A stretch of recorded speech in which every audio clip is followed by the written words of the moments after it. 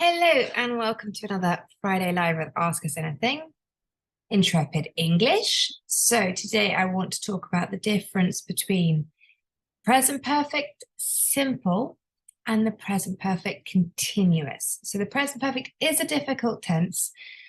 Please check out the couple of videos I've done now. I've done one on the difference between the present perfect and the past simple and the present perfect overview, as well as the present perfect continuous.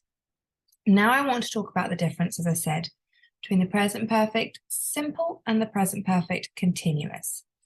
So the biggest difference to understand is that the present perfect simple focuses on the result, the achievement in the present, whereas the focus of the present perfect continuous is on the length of time, how long the action happened from the past up to the present. Remember, they both talk about actions or consequences, situations that are still very much the same between the past and the present. But one has a focus, so present perfect simple has the focus on the result, the achievement, the effect, and the present perfect continuous is more on how long the action happened and the consequence and the continuous aspect of the tense. So a good example I always give my students is, who has eaten my chocolates? Who has been eating my chocolates? So, oh, I don't have my tin. It's coming on to Christmas. I always have a tin of Quality Street.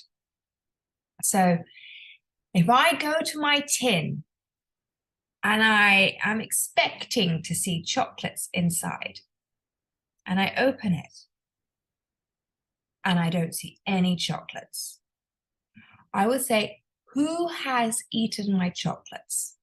Okay, this means that someone in the past came and ate all my chocolates, and now in the present, I am very unhappy with that result.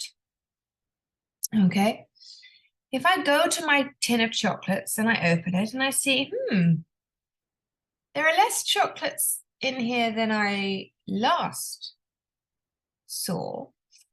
So somebody has come and had a chocolate and then closed it, and then had another chocolate a bit later and closed it and had another chocolate, and it kept on going in the past, and it was ongoing. But I am stopping that person from eating any more of my chocolates because I want the chocolates. So that's when I would say, who has been eating my chocolates? So I noticed it before they ate it all, but it was an ongoing action in the past, and I am stopping it up to now. Both have this result in the present, that I am not happy that someone has eaten or has been eating my chocolates. I am not happy that there are less chocolates for me to eat. Okay, so when you're thinking which one to use, a good way is to try and construct a question. So for example, with the present perfect simple, you will use how much, how many, even how many times. Whereas the present perfect continuous, you use how long. So for example, how many books have you read this week? Okay, so we're Friday, so from Monday to Friday, how many books have you read this week? Or probably more realistic to say this month. Compared to, how long have you been reading that book?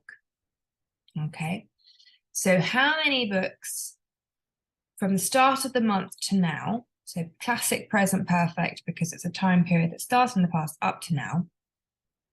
And I want to know, in that period, how many books? And then how long have you been reading that book? So start in the past and continuing up to the present. And again, the focus is on the length of time. For another example, Mary has written many emails today. Again, the focus is on the result, the achievement. Mary has written emails all day. Oh, sorry. Mary has been writing emails all day. Again, that's a focus on the length of time that that continuing action happened. Okay.